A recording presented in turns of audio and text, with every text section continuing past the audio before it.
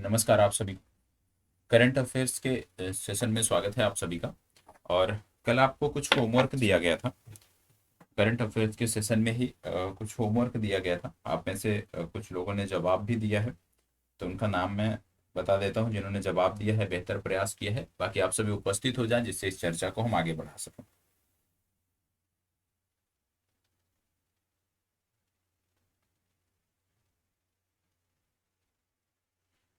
चलिए सभी उपस्थित हो जाएं।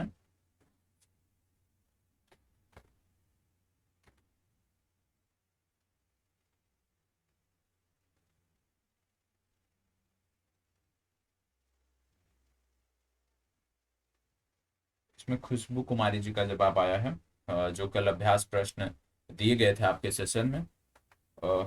विशेष रूप से विभिन्न एजेंसियों के बारे में मैंने पूछा था, अंतरिक्ष एजेंसियों के बारे में कि कौन सा किस देश से संबंधित है। तो इसमें जो जवाब आया है खुशबू कुमारी जी का, ब्लू आर्गिन नहीं है, ब्लू ओरिजिन है। इसको आप करेक्ट कर लीजिएगा यदि आप देख रहे हैं तो। और स्पेस एक्स अमेरिका, ठीक है। CNSA CNES, बहुत अच्छा। आपका जवाब बहुत ही बेहतर है, लेकिन इसको ब्लू ओरिजिन ORIGEN कर लीजिएगा। आपने ऑर्गिन लिखा है, करेक्ट कर लीजिएगा अपने नोट्स में खुशबू जी। बाकी अन्य लोगों के सही हैं। विष्णुदेव जी पूछ रहे हैं सुरेश कुमार किसका अध्यक्ष है, बताएं सर। इस क्लास के अंत में मैं बताऊंगा कि किसके अध्यक्ष हैं। चलिए सभी उपस्थित हो गए हों तो आज के इस सेशन की शुरुआत करते हैं। और आज का ये सेशन पहले की अपेक्षा, पिछले सेशन की अपेक्षा थोड़ा सा बड़ा भी होने वाला है।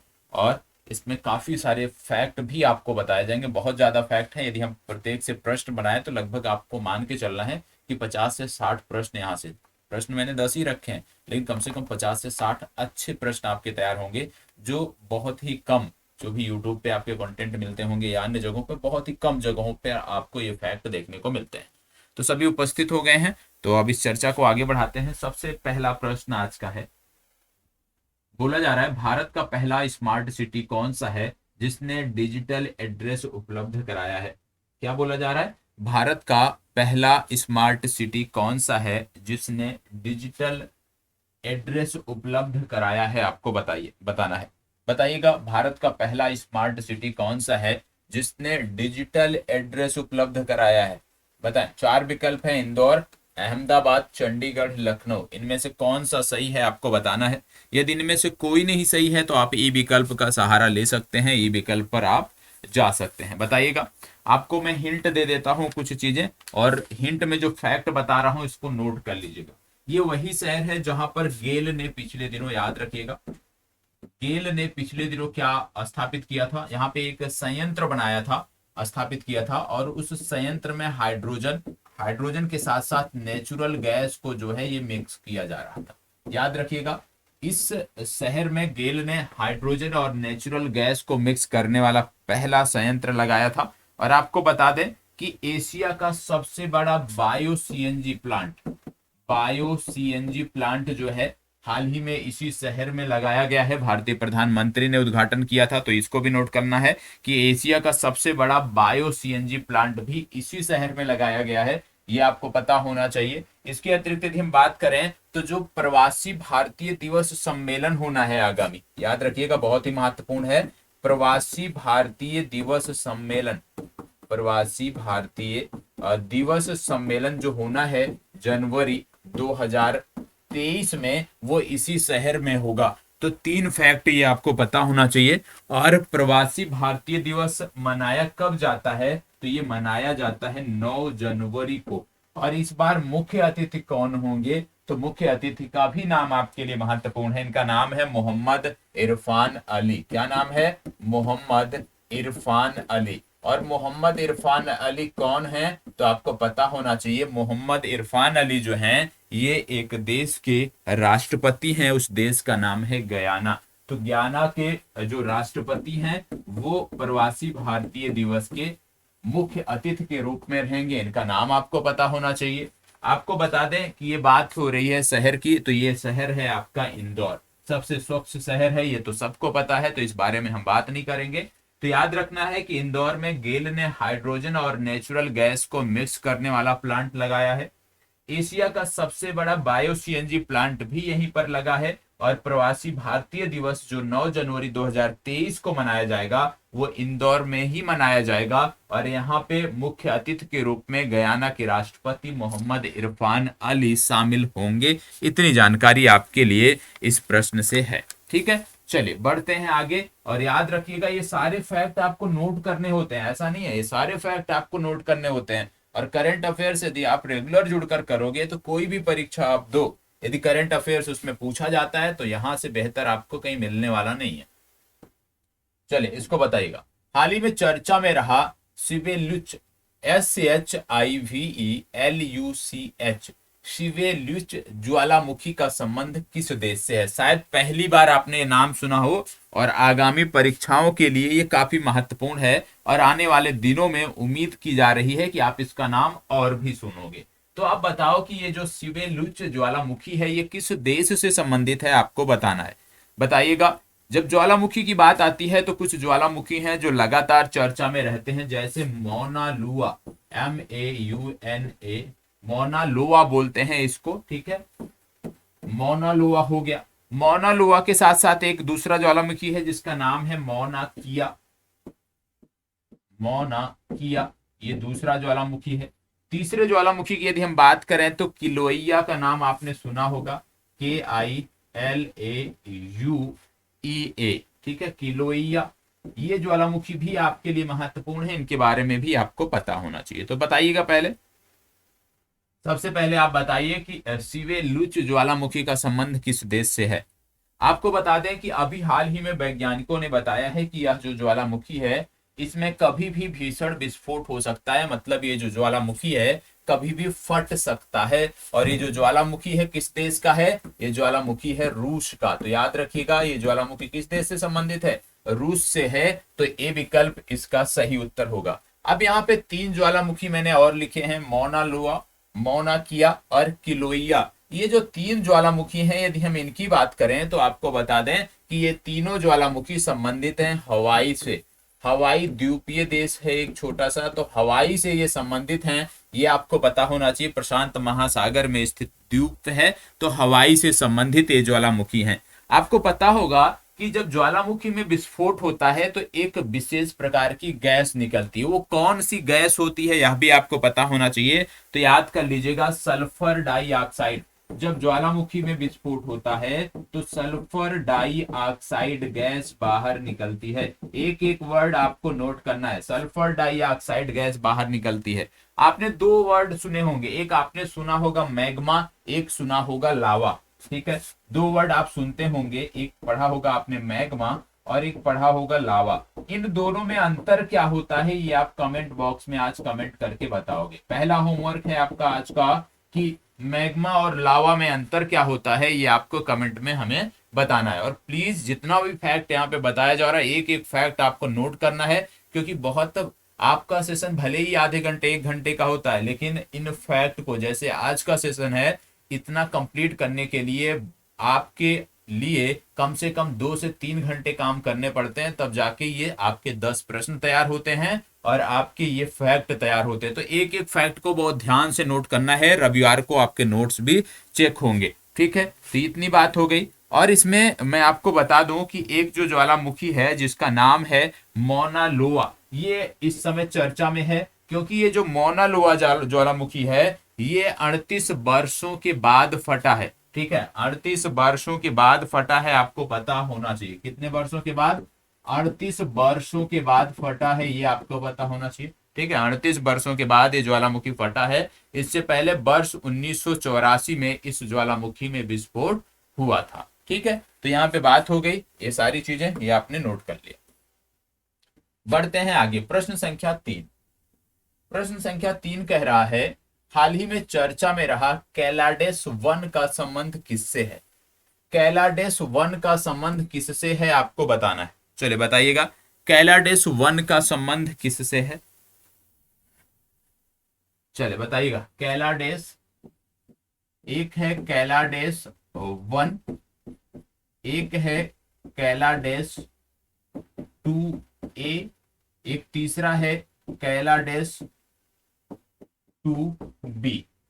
आपको बताना है कि ये किसके प्रकार हैं, ये आपको बताना है। चलिए बताइएगा किसके वेरिएंट हैं ये। कैलाडेस 1 किसका वेरिएंट है आपको बताना है।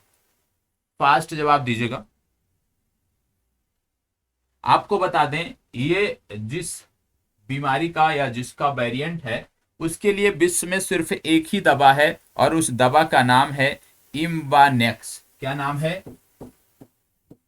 इम्बानेक्स। ठीक है, इसको ऐसे लिखा जाता है, इम्बानेक्स। ठीक है, एकमात्र दवा है इम्बानेक्स इस वायरस के लिए। तो आपको बताना है कि ये कौन किसकी बात हम यहाँ पे कर रहे हैं। विश्व में सिर्फ एक दवा है इम्बानेक्स और इस दवा को भी बनाया है डेनमार्क की एक कंपनी है जिसका नाम है बावारियन नॉर्डिक। बावारियन नॉर्डिक इस कंपनी ने बनाया है। तो उतना आपको नहीं जाना है, सिर्फ दवा का नाम याद रखना है इम्बानेक्स। और बात यहाँ पे हो रही है मंकी पॉक्स। मंकी पॉक्स की ये सारे वेरिएंट हैं, याद रखिएगा। मंकी पॉक्स तो हम सभी जानते हैं लेकिन ये नाम कम जानते होंगे लोग, तो इसको नोट कर लीजिएगा कि ये कैलाडेस 1, कैलाडेस सेकंड ए और कैलाडेस सेकंड बी, इन सबको याद कर लेना है। और ये किसके प्रकार है? ये ए लिखा है मैंने, कैलाडेस। ये किसके प्रकार है? ये मंकी पॉक्स के प्रकार है।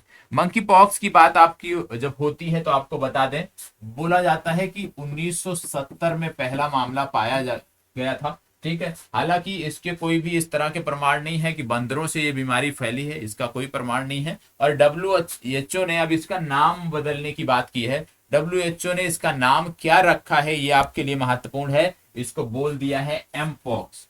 WHO ने अब इसको एम पॉक्स नाम दे दिया है। तो अब यदि एम पॉक्स बोला जाए तो मतलब मंकी पॉक्स की ही बात हो रही है। मंकी पॉक्स का नया नाम अब हो गया है एम पॉक्स। इसके लिए पूरे विश्व में सिर्फ एक ही दवाई है जिसका नाम है इम्बानेक्स। और इम्बानेक्स जो दवाई है इसकी यदि हम बात करें तो डेनमार्क की एक कंपनी है बावारियन नॉर्डिक जिसने इसको बनाया है। ठीक है, तो इतनी जानकारी आपको इस प्रश्न से होनी चाहिए। बढ़ते हैं आगे।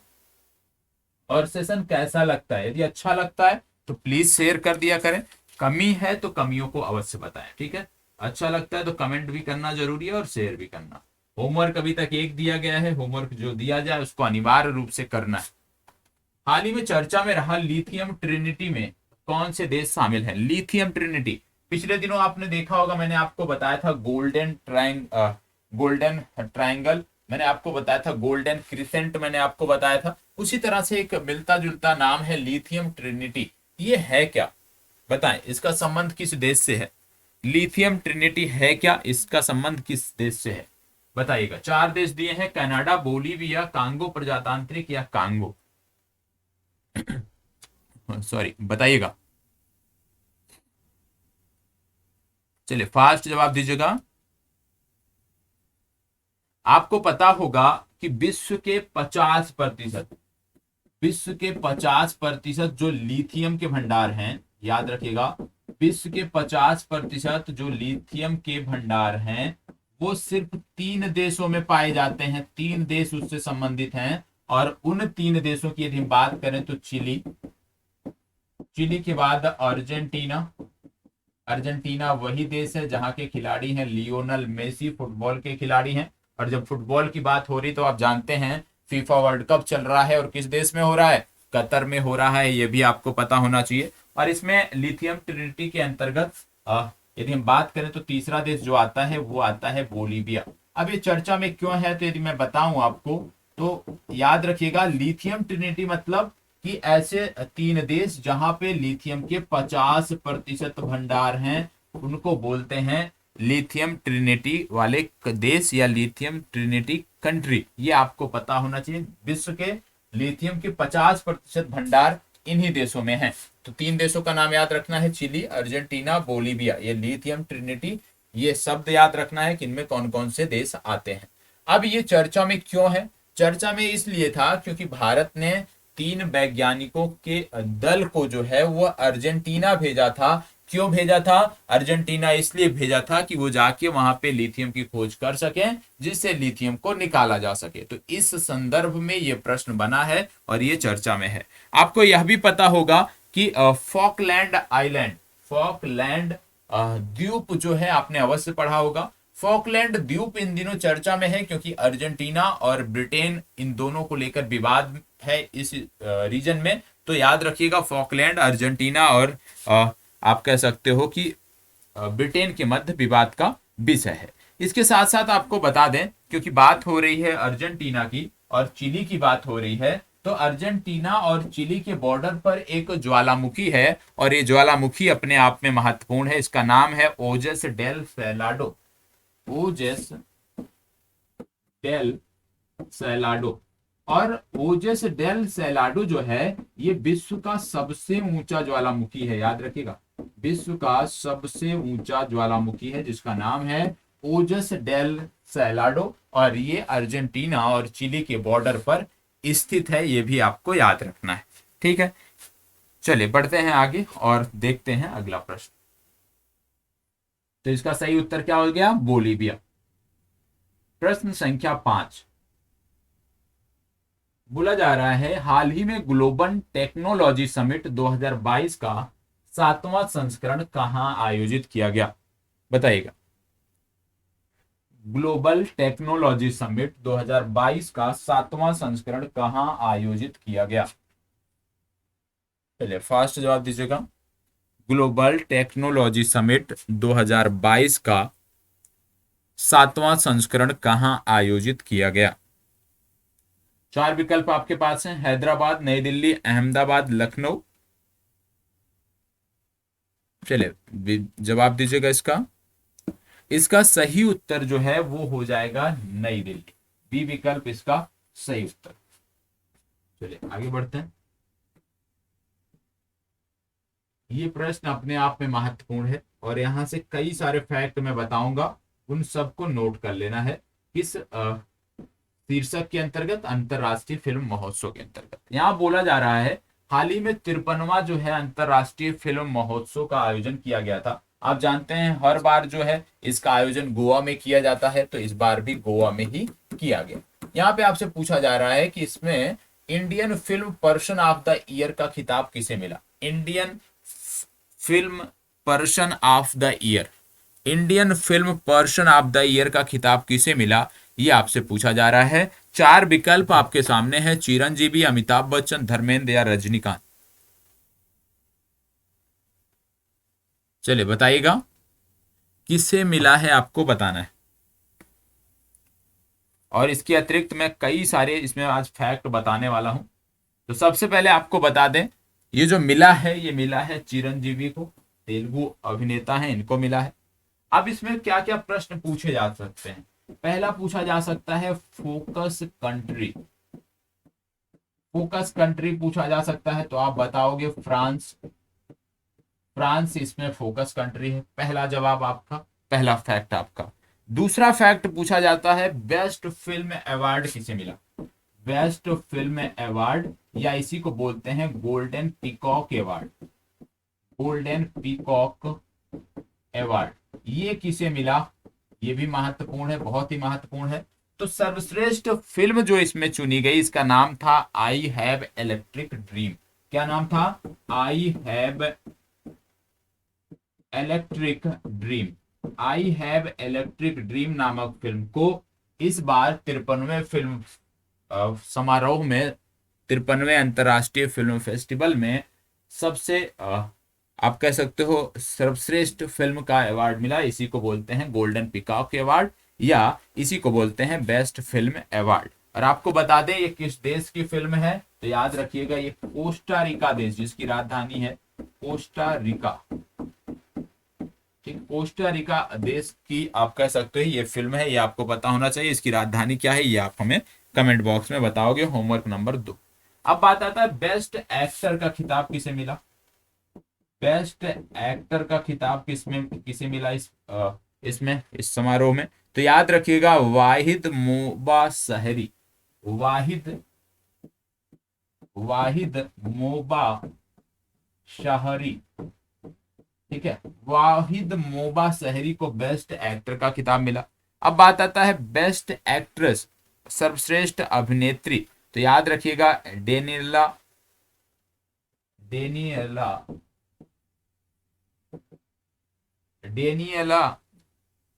नबारो। ठीक है, नाम नोट कर लीजिएगा, स्पेलिंग नोट करना है तो DENIELA NAVARRO, ठीक है, इनका नाम आपको पता होना चाहिए। इसके बाद फिर बात आता है सत्यजीत रे लाइफ टाइम अचीवमेंट पुरस्कार। सत्यजीत रे लाइफ टाइम अचीवमेंट पुरस्कार किसे मिला, तो नोट कर लीजिएगा, सत्यजीत रे लाइफ टाइम अचीवमेंट पुरस्कार मिला है कार्लोस शोरा को। कार्लोस कार्लोस स्यूरा, SAURA, ठीक है, कार्लोस स्यूरा को मिला, ये आपने नोट कर लिया। इसके बाद सबसे महत्वपूर्ण, पहली बार इस फिल्म समारोह में संस्कृत में एक डॉक्यूमेंट्री दिखाई गई, और संस्कृत में बनी ये विश्व की पहली साइंस डॉक्यूमेंट्री है, याद रखिएगा, संस्कृत में बनी विश्व की पहली संस्कृत में बनी विश्व की पहली साइंस डॉक्यूमेंट्री को भी यहाँ पे दिखाया गया। और संस्कृत में बनी विश्व की पहली साइंस डॉक्यूमेंट्री का जो नाम है वो है एनम। क्या नाम है? एनम। एनम, ठीक है, ये आपको याद रखना, ये बहुत ही महत्वपूर्ण है। ठीक है, अब ये है क्या, एनम है क्या, तो आपको बता दें, एक पुस्तक थी जिसका नाम था ओडिसी, ODYESSY। ओडिसी एक पुस्तक थी, उसी पुस्तक पर आधारित ये डॉक्यूमेंट्री है। और ये जो ओडिसी नामक पुस्तक थी, इस पुस्तक को लिखा था के राधाकृष्णन, और के राधाकृष्णन हमारे इसरो के चेयरपर्सन रह चुके हैं। जो हमारा मंगलयान मिशन था उसमें सबसे ज्यादा योगदान जो है के राधाकृष्णन का था, और ये उन्हीं की आत्मकथा है ओडिसी। और ये जो आत्मकथा है इसमें विशेष रूप से उन्होंने मंगलयान के बारे में बताया है। तो ये जो पूरी की पूरी फिल्म है ये मंगलयान मिशन से ही संबंधित है, याद रखना है। एनम संस्कृत में बनी पहली साइंस डॉक्यूमेंट्री है विश्व की, और इसका नाम है एनम, और ये ओडिसी नामक पुस्तक पर आधारित है। और ओडिसी नामक जो पुस्तक है वो के राधा कृष्णन की पुस्तक है, और के राधा कृष्णन इसरो के चेयरपर्सन रह चुके हैं। मंगलयान मिशन में सबसे ज्यादा भूमिका इन्हीं की थी। इतनी जानकारी यदि आपने नोट कर लिया है तब फिर हम आगे बढ़ते हैं। ठीक है, नोट कर लेना एक एक चीज। यदि यहां से प्रीमियर सेशन में नहीं आप डाउनलोड इसको नोट कर पाते हैं, छूट जाता है आपका, तो जब प्रीमियर समाप्त होता है ये वीडियो आपको रिकॉर्डेड फॉर्मेट पे हो जाती है, तो वहां से अपने अनुसार स्पीड स्लो करके या रोक रोक के इन चीजों को नोट कर लेना है, कहीं भी नहीं मिलेगा, इसलिए बहुत महत्वपूर्ण है। ठीक है, अब इसके आगे कुछ अन्य फैक्ट हैं वो आपको बताना है। और ये फिल्म पर इतना, मतलब फिल्म फेस्टिवल पर इतना जोर मैं क्यों दे रहा हूं, क्योंकि यहां से एक विवाद पैदा हुआ था, और वो जो विवाद पैदा हुआ था इसके कारण ये पूरा का पूरा फिल्म फेस्टिवल चर्चा में है। अब बात आता है यूनेस्को गांधी मेडल किसे मिला, याद रखिएगा, UNESCO Gandhi medal, UNESCO Gandhi medal किसे मिला, तो याद रखिएगा यूनेस्को गांधी मेडल की हम बात करते हैं तो यूनेस्को गांधी मेडल मिला एक ईरानी फिल्म को जिसका नाम था नारसेगी। नारसेगी एक ईरान की फिल्म है और इसको यूनेस्को गांधी मेडल मिला है, ये आपको पता होना चाहिए। इसके बाद फिर बात आती है ज्यूरी, जो ये निर्णायक मंडल जो होता है उसके अध्यक्ष कौन थे, जो ये डिसाइड करता है कौन सी फिल्म अच्छी है, कौन से एक्ट्रेस बेहतर प्रदर्शन किए हैं। तो इसमें आपको याद रखना है विनोद गनास्ता। भारत के लिए यदि हम बात करें तो विनोद गनास्ता थे, इनका नाम आपको याद रखना है, उतना महत्वपूर्ण नहीं है। लेकिन यदि हम अंतरराष्ट्रीय स्तर पे बात करें कौन थे, तो ये आपके लिए बहुत ही महत्वपूर्ण नाम है। ज्यूरी के अंतरराष्ट्रीय भाग के लिए जो अध्यक्ष थे उनका जो नाम है ये आपके लिए बहुत ही महत्वपूर्ण है, और ये नाम आपको पता होना चाहिए। ठीक है, अब इसमें यदि हम बात करें तो नोडव लिपिड, इनका नाम आप याद रखिएगा। ठीक है, क्यों याद रखना है मैं आपको बता देता हूं इनके बारे में। सबसे पहले जितना भी आपको बताया गया, जितनी जानकारी आपको दी गई, इसको पहले खूब अच्छे से नोट कर ले, कुछ छूटा हो तो बताएं, क्योंकि अब विवाद वाले मुद्दे पे आ रहे हैं, तो इसको बहुत ध्यान से आपको नोट करना है। और 1 मिनट से कम समय में मैं इस विवाद को भी बताऊंगा कि ये विवाद क्या था, और इसमें आपको पूरी तरह से याद रखना है। ठीक है, पहले नोट कर लो, इसको नोट कर लो।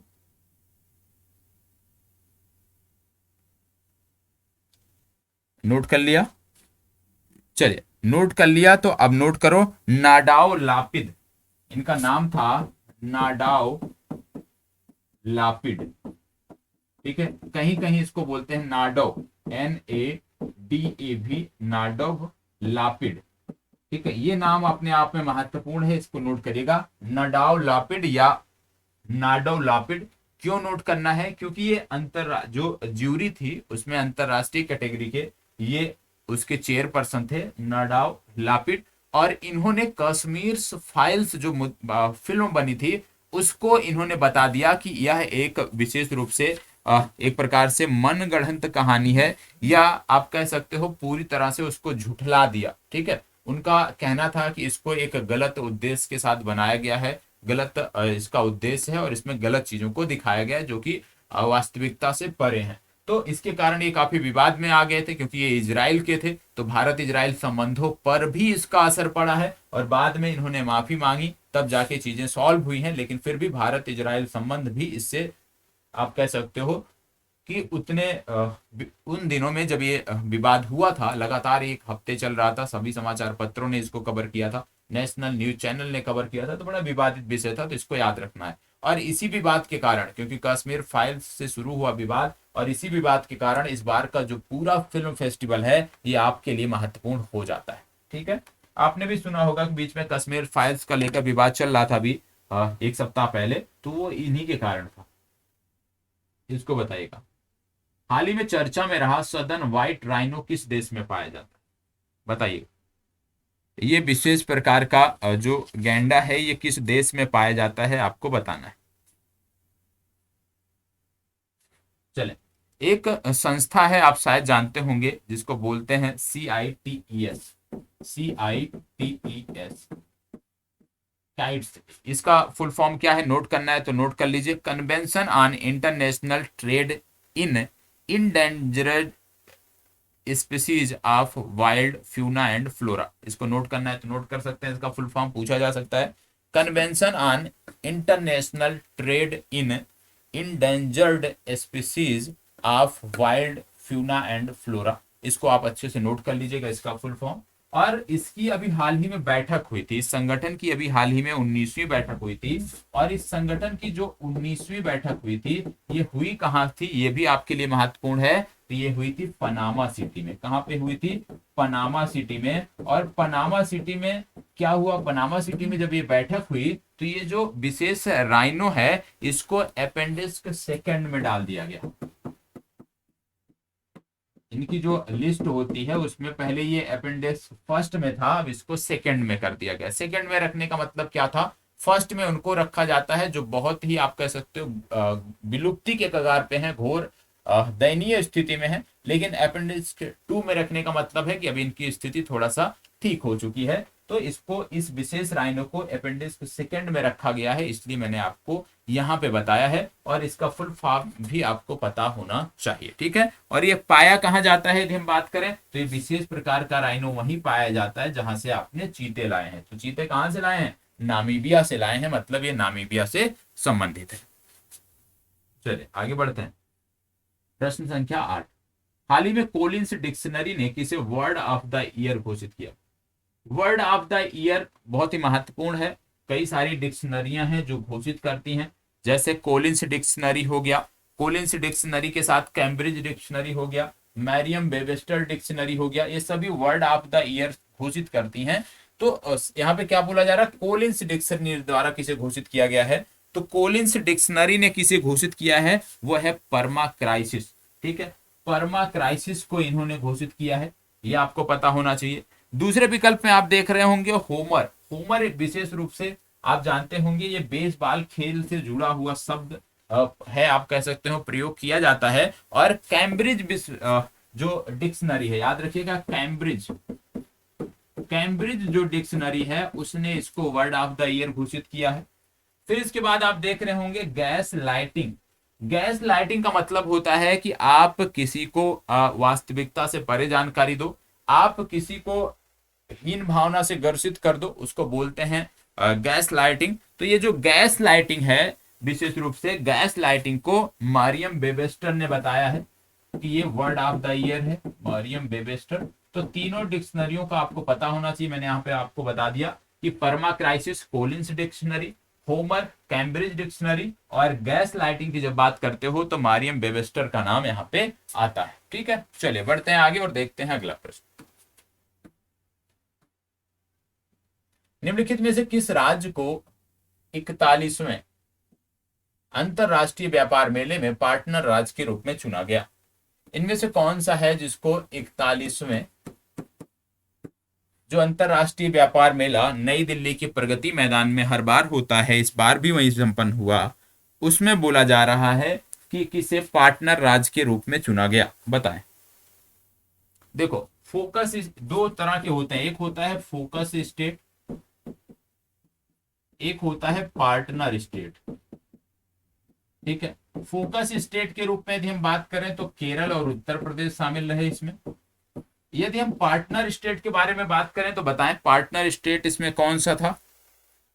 फास्ट जवाब दीजिएगा। पार्टनर स्टेट में था महाराष्ट्र, झारखंड और बिहार। तो आपका बिहार राज्य जो है वो पार्टनर स्टेट के रूप में था। तो महाराष्ट्र, झारखंड और बिहार, मतलब एक से ज्यादा विकल्प इसमें सही हैं, इसलिए आप ई विकल्प का चुनाव करेंगे। ठीक है, तो ये भी आपको पता होना चाहिए। और ये भी याद रखिएगा कि सार्वजनिक संचार और आउटरीच कार्यक्रम में उत्कृष्टता के लिए जो पुरस्कार मिला है वो स्वास्थ्य एवं परिवार कल्याण मंत्रालय को इस ट्रेड फेयर में दिया गया। चलिए आज का अंतिम प्रश्न। हाल ही में दुनिया के सबसे बड़े विमान ने भारत के किस एयरपोर्ट पर लैंडिंग की थी? बताइए, दुनिया के सबसे बड़े विमान ने, दुनिया का सबसे बड़ा विमान है कौन, पहले तो ये पता होना चाहिए। ठीक है, दुनिया का जो सबसे बड़ा विमान है यदि हम उसकी बात करें तो बड़ा महत्वपूर्ण है और नाम भी बहुत अच्छा है, एयरबस बेगुला। क्या नाम है इसका? एयरबस बेगुला। एयरबस कंपनी का नाम है और बेगुला विमान। तो एयरबस बेगुला जो है ये विश्व का सबसे बड़ा विमान है और अभी हाल ही में इसने मुंबई एयरपोर्ट पर लैंडिंग की थी। अब यहाँ पे मैंने बोला कि एयरबस कंपनी का नाम है बनाने वाली, तो और कौन सी कंपनियां हैं जो बनाती हैं इस तरह का यात्री विमान? तो आपको बता दें, एक कंपनी है इम्बारियर, इम्बारियर एक कंपनी है, ये आपको पता होना चाहिए, यह भी यात्री विमान बनाती है। और दूसरा है बोमबार्डियर, बोमबार्डियर, और बोमबार्डियर भी आपको पता होना। तो इम्बारियर और बोमबार्डियर ये दो कंपनियां हैं जो विमान बनाती हैं, यात्री विमान बनाती हैं। आपका होमवर्क है कि इन दोनों कंपनियों के बाद आप हमें कंपनियों के बारे में आप बताओगे। हालांकि बोइंग जो कंपनी है, बोइंग भी यात्री विमान बनाती है, तो बोइंग के बारे में, एम्बारियर के बारे में और बोमबार्डियर के बारे में आपको बताना है कि ये तीनों कंपनियां किस किस देश से संबंध रखती हैं। ये आपका होमवर्क नंबर 2 है आज का। तो जो भी होमवर्क आपको दिए गए हैं अनिवार्य रूप से आपको उसको करना है, करने के बाद सबमिट करना है और नोट्स प्रॉपर बनाने हैं। जितने फैक्ट आपको बताए गए, आज काफी सारे फैक्ट हुए हैं, भले ही प्रश्न 10 हैं लेकिन लगातार प्रत्येक प्रश्न में कम से कम 5 से 6 फैक्ट बताया गया है। तो आपको भले ही प्रश्न संख्या कम मिल रही है लेकिन फैक्ट और कंटेंट पर्याप्त मिल रहे हैं। अब आपकी जिम्मेदारी बनती है कि आप कैसे उनको लेकर चलते हो, कैसे इसमें सरवाइव आप करते हो। तो नोट करना है, नोट्स अच्छे से बनाना है और अभ्यास प्रश्न इसमें एक है जो आपको करके आना है। अभ्यास प्रश्न की अब बात कर लेते हैं। ठीक है, होमवर्क तो अलग हो गया, ये अभ्यास प्रश्न भी है। बोला जा रहा है हाल ही में चर्चा में रही दवा इनकोवैक को किस कंपनी ने बनाया है? एक दवा है इन दिनों चर्चा में है जिनका नाम है इनकोवैक। तो इनकोवैक नामक दवा किस कंपनी ने बनाया है ये आप बताओगे। किस चीज की दवा है ये आपको बताना है। और इस कंपनी की या इस बीमारी को लेकर यदि अन्य दवाएं हैं तो यह दवा कैसे उन दवाओं से भिन्न है यह भी आपको बताना है। कहने का मतलब है कि इनकोवैक से संबंधित जितना भी फैक्ट आपको पता है वो कमेंट बॉक्स में आप करोगे। नहीं पता है गूगल सर्च करिएगा, आपको जानकारी मिलेगी, वहां से करिएगा। पहले नोट्स में नोट करिएगा अपने, और नोट्स में नोट करने के बाद फिर कमेंट करिएगा। ठीक है, करना जरूर है। कॉपी करके आप बताओ, पुस्तकों से देख के बताओ, कोई फर्क नहीं पड़ता, बस बताना जरूरी है। क्योंकि जब आप इन्वॉल्वमेंट रखोगे, अपने स्तर से थोड़ा सा भी प्रयास करोगे, और यदि आप ईमानदारी के साथ बता रहा हूँ, यदि आप आज इसको गूगल सर्च किए इसके बारे में जानकारी, 5 से 10 मिनट में आपको पर्याप्त जानकारी मिल जाएगी। नोट कर लीजिएगा और याद रखिएगा कि वर्षों बाद भी उस जानकारी को आप नहीं भूलोगे। क्यों? क्योंकि उसमें 100% जो मेहनत है वो आपकी है। बाकी क्लास की जो चीजें होती है ना, क्योंकि आप सुनते हो तो वो चीजें निकल जाती हैं, जब तक आप नोट्स नहीं बनाओगे प्रॉपर, एक बार दोबारा जाके रिवीजन नहीं करोगे, तब तक चीजें रुकने वाली नहीं है। तो यही कमी करते हो, ये ना करो, रेगुलर जुड़े रहो। बाकी जो भी चिंताएं हैं आपकी वो समाधान किया जाएगा। सुबह 9:30 बजे की क्लास से अनिवार्य रूप से जुड़े, और इस करंट अफेयर्स के सेशन से आप अनिवार्य रूप से जुड़े, तो बाकी कोई भी समस्या आपको नहीं होने वाली। ठीक है, चलिए धन्यवाद। बाकी कोई भी डाउट होता है तो कमेंट बॉक्स में आप पूछ सकते हैं। आपके प्रत्येक डाउट का, प्रत्येक प्रश्न का जवाब मैं व्यक्तिगत स्तर पर दे दूंगा। चलिए धन्यवाद।